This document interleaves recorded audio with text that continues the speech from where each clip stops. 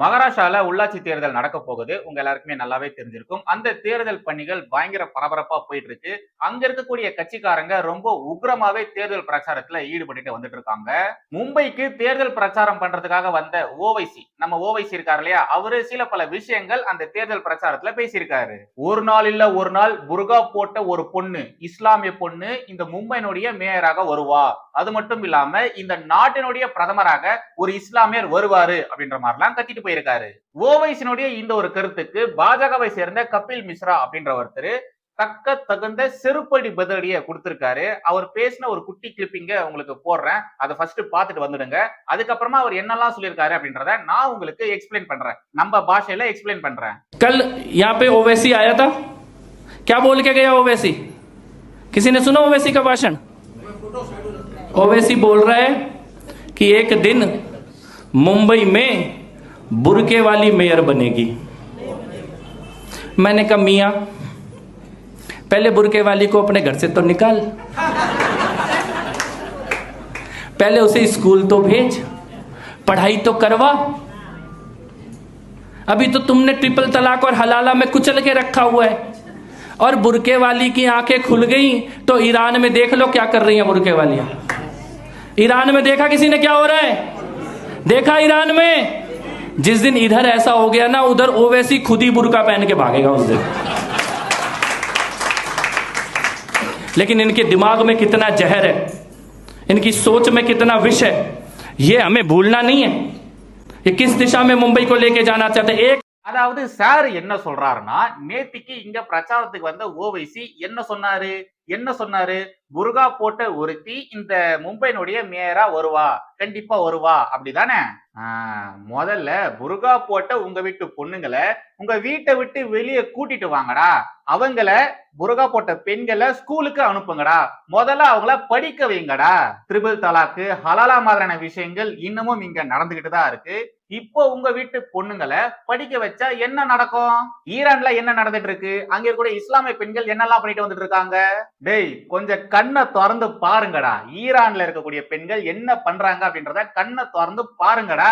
ஈரான்ல நடக்கிற மாதிரியான விஷயங்கள் இங்க நடந்தாதான் ஓவைசி மாதிரியான நபர்கள் திருந்துவானுங்க அப்படின்ற மாதிரி இவர் சொல்லியிருக்காரு. இந்த ஓவைசி எப்பேற்பட்ட நபர், அவருடைய சகோதரர் அவர் எப்பேற்பட்ட மதவெறி பிடித்த நபர் அப்படின்றது எல்லாருக்குமே நல்லாவே தெரியும். போலீஸ்காரங்க இருக்கும் போதே ஒரு மாநாட்டுல போலீஸ்காரங்க 5 நிமிஷம் அமைதியா இருந்தா இங்க நடக்கிறதே வேற அப்படின்ற மாதிரி வெளிப்படையா ஹிந்துக்களை மிரட்டி இருப்பான். ஓவைசியுடைய சகோதரர் மிரட்டி இருப்பான். இவங்க எப்பவுமே இப்படிதாங்க. ஓவைசியும் சரி, அவருடைய சகோதரரும் சரி, அவர் கட்சியில இருக்கக்கூடிய நபர்களும் சரி, எப்பவுமே இவங்க இப்படிதான் இருப்பாங்க. போற வர இடத்துல எல்லாம் இவங்களுடைய மத வெறிய அப்படியே விதைச்சிட்டு போவானுங்க. வந்தே மாதரம்னு சொல்ல மாட்டானுங்களாம், தேசிய கீதத்துக்கு மரியாதை கொடுக்க மாட்டானுங்களாம். ஆனா மேயர் ஆகணும், இந்த நாட்டுடைய பிரதமர் ஆகணும் அப்படின்ற மாதிரி மட்டும் ஆசைப்படுவானுங்களாம். டேய், நீங்கெல்லாம் மேயர் ஆனா, இந்த நாட்டினுடைய பிரதமர் ஆனா யோசிச்சு பாருங்களேன், இந்த நாடு எப்படி இருக்கும் அப்படின்றத கொஞ்சம் யோசிச்சு பாருங்களேன். பாஜக அசுர பலத்தோட தொடர்ந்து 3வது முறையாக ஆட்சி நடக்கும் பொழுதே இவனுடைய ஆட்டம் அட்டகாசம் எல்லாமே படு மோசமா இருக்கு. கொஞ்சம் யோசிச்சு பாருங்க, இவனுங்க பிரதமர் ஆனா, இவனுடைய கட்சி ஆட்சிக்கு வந்தா என்ன ஆகும்? பங்களாதேஷ்ல, பன்றிஸ்தான்ல இந்துக்களுடைய நிலைமை எப்படி இருக்கோ அதே நிலைமை தான் இவனுங்கெல்லாம் ஆட்சிக்கு வந்தா இங்க இருக்கக்கூடிய இந்துக்களுடைய நிலைமையும் ஆகும். ஒரு இஸ்லாமியர் இங்க மேயர் ஆகுறதுலயோ பிரதமர் ஆகுறதுலயோ எந்த ஒரு பிரச்சனையும் கிடையாது. ஆனா பிரதமரா ஆகணும்னு சொல்றாங்க இல்லையா, அந்த நபர்களுக்கு கொஞ்சமாச்சும் நாட்டுப்பற்று இருக்கணுமா, இருக்கக்கூடாதா? நாட்டுப்பற்று இல்லாத ஒருத்தர் ஒரு நாட்டினுடைய பிரதமர் ஆனா அந்த நாடு எப்படிங்க இருக்கும்? அந்த நாட்டுடைய எதிர்காலம் எப்படிங்க இருக்கும்? பேருன்னு ஒருத்தர் இருந்தாரு. அவர் பிரதமர் ஆனதுக்கு அப்புறமா இந்த நாட்டுக்கு நடந்த நன்மைகள் என்ன சொல்லுங்க? என்ன? இந்த நாட்டினுடைய நிலப்பரப்புகள் கையை விட்டு போச்சு, போர்கள்ல தோத்தாங்க, பல மோசமான சம்பவங்கள் நடந்தது. ஞாபகம் இருக்குங்களா? அத மாதிரிதான் ஆகும். நாட்டுப்பற்று இல்லாத ஒரு நபர் இந்த நாட்டினுடைய பிரதமர் ஆனா இப்படிப்பட்ட மோசமான நிகழ்வுகள் தான் நடக்கும். இந்த இடத்துல பாரத மக்கள் யாருமே மதத்தை பார்க்கவே மாட்டாங்க. ஓகேங்களா? எந்த மதமா வேணாலும் இருந்துட்டு போங்க, அதெல்லாம் பிரச்சனையே கிடையாது. ஆனா நாட்டுப்பற்று அப்படின்றது இருக்கணும். கொஞ்சமாச்சு நாட்டுப்பற்று அப்படின்றது இருக்கணும். அதெல்லாம் இவங்களுக்கு இருக்கா? நீங்களே உங்க மனசாட்சியை தொட்டு சொல்லுங்க, இவங்களுக்கு எல்லாம் இருக்கா?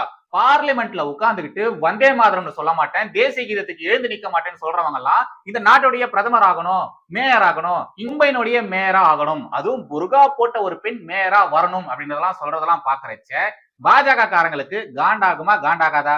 சொல்லுங்க, காண்டாகுமா காண்டாகாதா? அதனாலதான் பாஜகவை சேர்ந்த கபில் மிஸ்ரா இப்படி எல்லாம் பேசியிருந்தாரு. ஃபர்ஸ்ட் ஆஃப் ஆல் அவர் பேசினதெல்லாம் ஒரு தப்பும் கிடையாது. அவர் கேட்ட கேள்விகள், சொன்ன விஷயங்கள் அது எல்லாமே லாஜிக்கானதுதான், ஃபேக்ட் தான். எப்பொழுதும் எதிராசன் வடிவழகு என் இதய தொழுதால் இல்லை எனக்கெதிர் இல்லை எனக்கெதிர் இல்லை எனக்கெதிரே.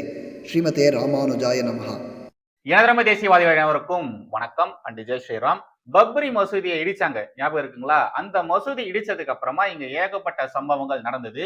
இப்ப வரைக்கும் இந்த அடிப்படைவாத ரோஸ்மில் கோஷ்டிக அந்த ஒரு விவகாரத்தை சொல்லிதான் கத்திக்கிட்டே இருக்கானுங்க, கதறிக்கிட்டே இருக்கானுங்க.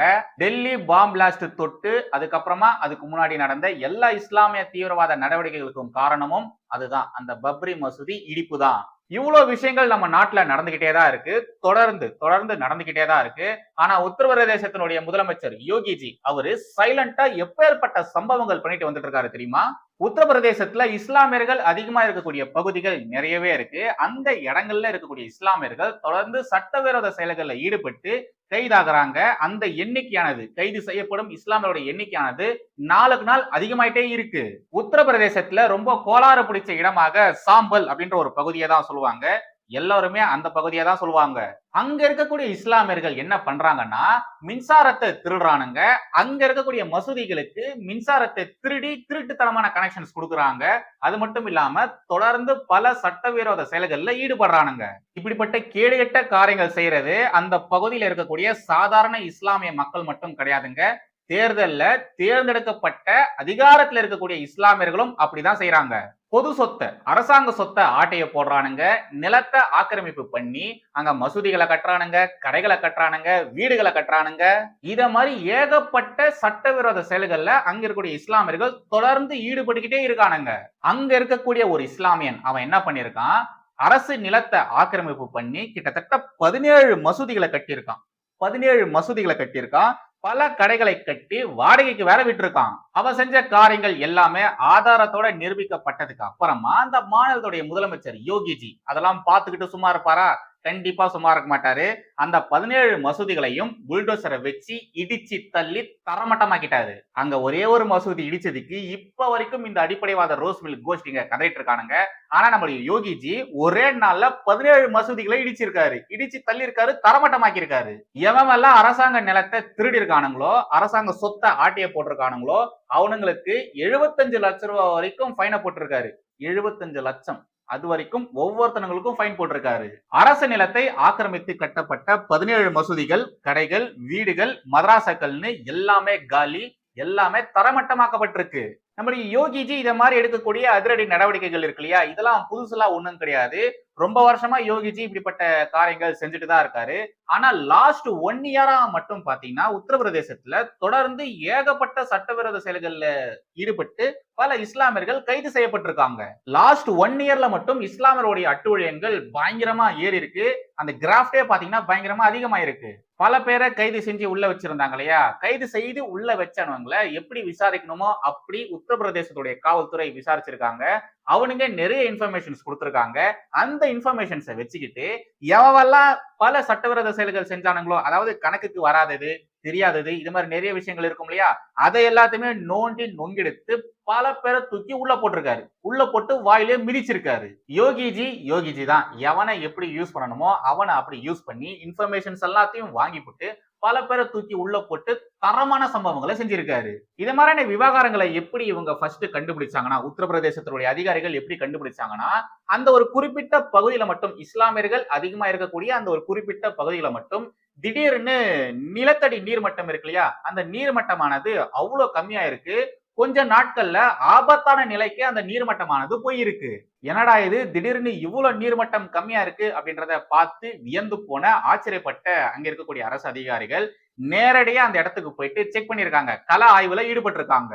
அப்பதான் அவங்களுக்கு எல்லாம் தெரியுது, நீர்நிலைகளை இந்த குளங்கள், குட்டைகள்லாம் சொல்லுவாங்க இல்லையா, அந்த இடத்தெல்லாம் ஆக்கிரமிப்பு பண்ணி மசூதியை கட்டியிருக்கானுங்க, மதராசாக்களை கட்டியிருக்கானுங்க, நிறைய கடைகளை கட்டியிருக்கானுங்க, வீடுலாம் கட்டி குடியேறி இருக்கானுங்க. இது மாதிரியான சட்டவிரோத செயல்கள்ல பல குரூப்ஸ் இன்வால்வ் ஆயிருக்கு அண்ட் தனி நபர்களும் இன்வால்வ் ஆயிருக்கானுங்க. இது மாதிரியான சட்டவிரோத விஷயங்கள் தொடர்ந்து அங்க நடந்துட்டு இருக்கு அப்படின்றதெல்லாம் கண்டுபிடிச்சதுக்கு அப்புறமா, ஆதாரத்தோட நிரூபிக்கப்பட்டதுக்கு அப்புறமா மதீனா மசூதி நிர்வாகத்தின் மீது 9 லட்சம் ரூபாய் ஃபைன் போட்டிருக்காரு, கட்டியே ஆகணும்னு சொல்லியிருக்காரு. அதே நேரம் சட்டவிரோதமா மதராசகளை கட்டி மதராசாவை ரன் பண்ணிட்டு இருந்தானுங்க இல்லையா, அந்த குரூப்புக்கு 51 லட்சம் ரூபாய் ஃபைன் போட்டிருக்காரு. 51 லட்சம் ரூபாய் கட்டியே ஆகணும்னு உத்தரவு போட்டிருக்காரு. அதுக்கப்புறம் ராயா புசுர் கோசுல் பர்ரா மசூதி நிர்வாகம் இவங்கெல்லாம் பாத்தீங்கன்னா குளங்களை ஆக்கிரமிப்பு பண்ணிருக்கானுங்க. இந்த நீர் மட்டம் கம்மியா இருக்குன்னு சொன்னேன் இல்லையா, அதுக்கு காரணம் இந்த கோஷ்டி தான். இவனுங்க இப்படி பண்ணதுக்கு அவனுங்க ஒவ்வொரு தலைக்குமே 6 லட்சம் ரூபாய் வரைக்கும் ஃபைன் போட்டிருக்காரு. இன்னொருத்த என்ன பண்ணிருக்கான், அரசு நிலத்தை ஆக்கிரமிப்பு பண்ணி திருமண மண்டபத்தை கட்டியிருக்கான். அவனுக்கு 6.4 லட்சம் ரூபாய் ஃபைனு. இத மாதிரி நில ஆக்கிரமிப்பு செஞ்சானுங்க இல்லையா, இத மாதிரி எவெல்லாம் செஞ்சானோ, அதாவது தனி நபர்களும் செஞ்சிருப்பானுங்க இல்லையா, அத மாதிரி எவெல்லாம் செஞ்சிருக்கானோ ஒவ்வொருத்தனுக்கும் 1 லட்சம் ரூபாய் வரைக்கும் ஃபைன் போட்டிருக்காரு. நீங்க நினைக்கலாம் வெறும் ஃபைன் தானே, அவனுங்க எல்லாம் ஈஸியா கட்டிடுவானுங்க அப்படின்ற மாதிரி நீங்க நினைக்கலாம். ஆக்சுவலா இங்க வெறும் ஃபைன் மட்டும் கிடையாது மக்களே, அவங்க கட்டின அந்த கட்டிடங்கள் இருக்கு இல்லையா, அதை இடிச்சு தரமட்டமாக்கி இருக்காங்க. அது மட்டும் இல்லாம அவனுங்களுக்குன்னு தனியா சொத்துக்கள் இருக்கும் இல்லையா, சொந்த வீடு இருக்கும், கடைங்க இருக்கும், நிறைய இடங்களை வாடகைக்கெல்லாம் விட்டுருப்பானுங்க, அத மாதிரி இருக்கக்கூடிய சொத்துக்களையும் இடிச்சு தரமட்டமாக்கி இருக்காரு. இதுல பியூட்டி என்னன்னா, இந்த ஃபைன்ஸ் எல்லாம் இருக்கு இல்லையா, இந்த ஃபைனை நீங்க ஒழுங்கா கட்டலன்னா சிறைக்கு போவீங்க, உள்ள தூக்கி போட்டு நாங்க உங்களை மிதிப்போம் அப்படின்ற மாதிரியும் ஆர்டர் போட்டிருக்காரு. உத்தரப்பிரதேசத்துல நடந்த இந்த விவகாரங்கள் இது எல்லாமே ரீசெண்டா நடந்ததுங்க. இந்த வாரம் நடந்த விஷயங்கள் இது எல்லாமே. இந்த விஷயங்கள்லாம் அப்படியே வச்சுக்கோங்க, மனசுல வச்சுக்கோங்க. இத அப்படியே நம்ம தமிழகத்துல கொஞ்சம் இம்ப்ளிமெண்ட் பண்ணி பாருங்களேன். தமிழகத்துல என்னெல்லாம் நடந்துட்டு இருக்கு, தமிழகத்துல எப்படி எல்லாம் இவங்க ஆக்கிரமிப்பு பண்ணி அவங்களுக்கு தேவையான விஷயங்கள் செஞ்சிருக்காங்க அப்படின்றதெல்லாம் கொஞ்சம் யோசிச்சு பாருங்களேன். இங்க இது மாதிரி நில ஆக்கிரமிப்பு செஞ்சவங்க மேல திமுக அரசு நடவடிக்கை எடுப்பாங்களா? எப்படி யோகிஜி நடவடிக்கை எடுக்கிறாரோ அதே மாதிரி இங்க நம்முடைய முதலமைச்சர் ஸ்டாலின் அவர் நடவடிக்கை எடுப்பாரா? ஆமா, நடவடிக்கை எடுத்துதான் மறு வழியை பார்ப்பாரு. ஏன்னா இங்க முக்காவாசி ஆக்கிரமிப்புகள்ல ஈடுபடுறது ஊபிசிகள் தானே, எப்படி அவனுங்க மேலேயே இவர் நடவடிக்கை எடுப்பாரு? இப்ப நான் சொன்ன இந்த விஷயங்கள் பாத்தீங்கன்னா வெறும் இஸ்லாமியர்களுக்கு எதிராக அங்க எடுக்கப்பட்ட நடவடிக்கைகள் தான், ஓகேவா? அங்க வெறும் முஸ்லிம்ஸை மட்டும் இது மாதிரிலாம் பண்ணல, அவங்க மேல மட்டும் நடவடிக்கைகள் எடுக்கல. எவெல்லாம் உத்தரப்பிரதேசத்துல சட்டவிரோத செயல்களில் ஈடுபடுறானுங்களோ அவனுங்களாம் எந்த மதம்லாம் பாக்குறது கிடையாது. இந்துவா இருந்தாலும் சரி அவனுங்களுக்கும் இதே பனிஷ்மெண்ட் தான், ஓகேவா? நான் இங்க அமைதி மார்க்கம் செஞ்ச விஷயங்கள், அமைதி மார்க்கத்துக்கு எதிராக அங்க யோகிஜி செஞ்ச சம்பவங்கள் அதை பத்தி மட்டும்தான் சொல்லியிருக்கேன். பட் அங்க இருக்கக்கூடிய ஹிந்துக்கள், கிறிஸ்துவர்கள், இஸ்லாமியர்கள் யார் தப்பு செஞ்சிருந்தாலும் எல்லாருக்குமே ஒரே தராசு தான், ஒரே மாதிரியான தண்டனைகள் தான். அதுதான் யோகிஜி. யோகிஜி எப்பவுமே அதை மட்டும்தான் ஃபாலோ பண்ணுவாரு. பட் என்ன பண்றது, இங்க இருக்கக்கூடிய ஊடகங்கள் அவர் இஸ்லாமியர்களுக்கு எதிராக எடுக்கக்கூடிய நடவடிக்கைகளை குறித்து மட்டும் தானே பேசுறாங்க. அவர் ஹிந்துக்களுக்கு எதிராக, ஹிந்துக்கள் அங்க ரவுடிகளா இருக்காங்க, முக்கியமா பிராமணர்கள் உத்தரப்பிரதேசத்துல பெரிய பெரிய டானா இருக்காங்க, அவங்க மேலேயும் நம்மளுடைய யோகிஜி இத மாதிரியான நடவடிக்கைகள் தான் எடுத்திருக்காரு. நிறையவே எடுத்திருக்காரு, என்கவுண்டர் எல்லாம் போட்டிருக்காரு. பட் ஊடகங்களும் சரி, என்ன மாதிரி இருக்கக்கூடிய யூடியூபர்ஸும் சரி, யோகிஜி பண்ணக்கூடிய அந்த விஷயங்களை குறித்து எல்லாம் பெருசா பேச மாட்டாங்க. இஸ்லாமியர்களுக்கு எதிராக அவர் என்ன பண்றாரோ அது குறித்து மட்டும் தான் பேசுவாங்க. இப்ப பாருங்க, நானே அப்படிதானே பேசியிருக்கேன்.